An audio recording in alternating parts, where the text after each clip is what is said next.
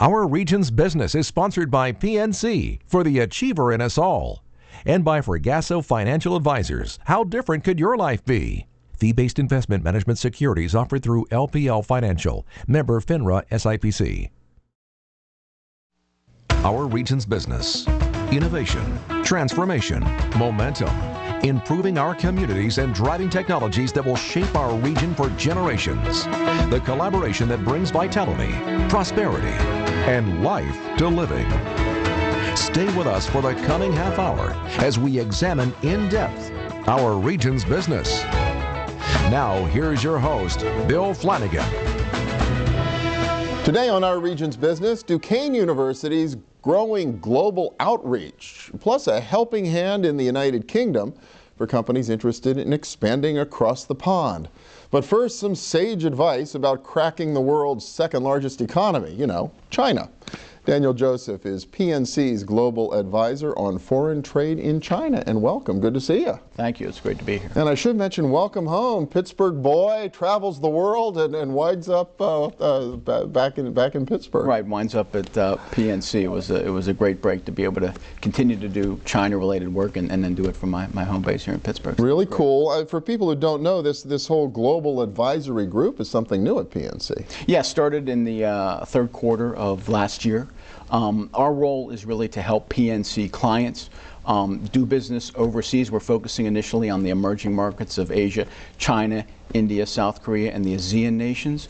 And we provide kind of general consulting advisory services and also, of course, banking advice and consultation as well to clients that are entering those markets. It could be through sourcing or exporting or even direct investment. Well, I would think with this bigger footprint of PNC ever since the National City deal, you've got to have big global players, throughout the entire footprint. But then there's this whole middle market universe throughout the whole Great Lakes region that I would think has potential to do business. Absolutely. In China. I mean, what we find is that companies of all sizes, as you just said, PNC actually has a very broad customer base. So we have, plenty of clients that are in the multi-billion-dollar category, 10 billion and up. And those companies you would expect to be very active overseas and in China, and in fact they are. And we talk to them quite a bit about their business and how we can help them.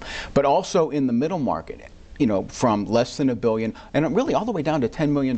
We find $10 million companies that are making, for the size of their organization, substantial investments and significant bets on these emerging markets and having success also. So it's encouraging. So what are the key things they need to know? They're maybe not playing or are barely playing in China and Asia. What do they need to look out for, and how can you help them navigate? Well, the first thing that I would say is that I just came back from a trip to China. We were there for a couple of weeks and met with a lot of PNC clients.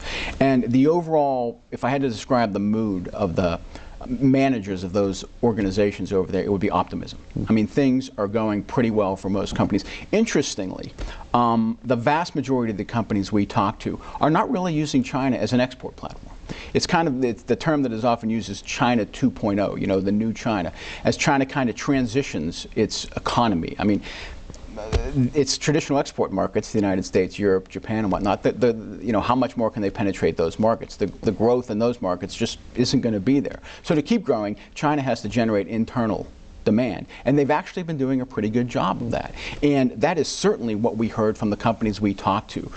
Most of whom first of all, their business plan in China is focused on selling into China, not exporting out of China. So it used to be, I want cheap labor, I'm going to move my factory over there, I'm going to sell back into the United States. Now it's the Chinese themselves are a market, I need to manufacture there, do business there to supply them. Absolutely. You see companies that were doing the export platform, but now they're more interested in selling it. You also see companies that never used it as an export platform. They went in from day one and said, we're going to develop this market. And there's also companies that say, listen, we love the China market, and we love China as a kind of a headquarters, if you will, for our entire Asian operation. So there are a lot of reasons why companies are going over there now, and it's not just because, hey, we can get low-cost labor and we can export. That's really not the driver anymore. That's fascinating. What about the intellectual property issues? Is that still a barrier? A lot of people are fearful. I set up there, they're going to steal all my ideas and start competing with me here and all around the world. Well, that's one of the things that people have to be aware of. When you're going to any emerging market, this is true for China, India, any emerging market, the rules are a little different. And one of them are simply that the rule of law isn't firmly established. It's coming along, anyone who does business in a place like China will tell you it's better than it was, and it's getting better all the time. But you do have to be careful. The companies that we talk to, and then I talk to on a regular basis, they recognize these risks, they address them, but they don't let it slow them down. The fact of the matter is the opportunity in the market and the growth of the market usually compensates you for that. But people take steps. You mentioned specifically intellectual property. The intellectual property, the patent laws and patent courts in China are getting better. Okay, if you have intellectual property to protect and you file patents in the States, you should probably do so in China. And you see more and more legal cases, and you can win them. However, you don't stop there. You know, there's all kinds of ways to protect intellectual property. People who will set up plants up there will manufacture key components here and send them in. Or they won't manufacture an entire key component in one plant. They'll spread it out. We were in a plant just a couple of weeks ago, and they had a couple of interesting techniques they used. One part of their manufacturing process they called the black box room.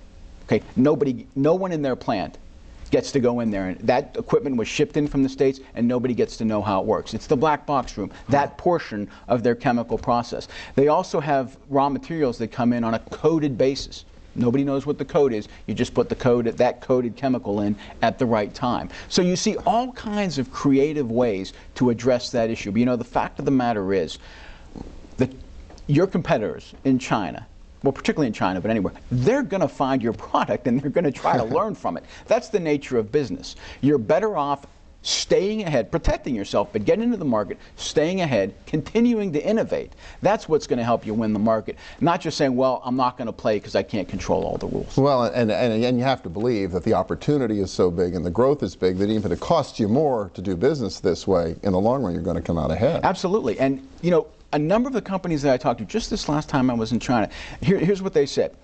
Our lead ahead of our Chinese competitors on the technology side remains significant, such that at the high end of our market, selling industrial products, we don't see them being a terrific competitor. Our foreign competitors compete with us in China, but the Chinese competitors aren't really there yet. By the same token, in the lower to middle technology range where the Chinese are competitive, the foreign companies are getting better at competing with them.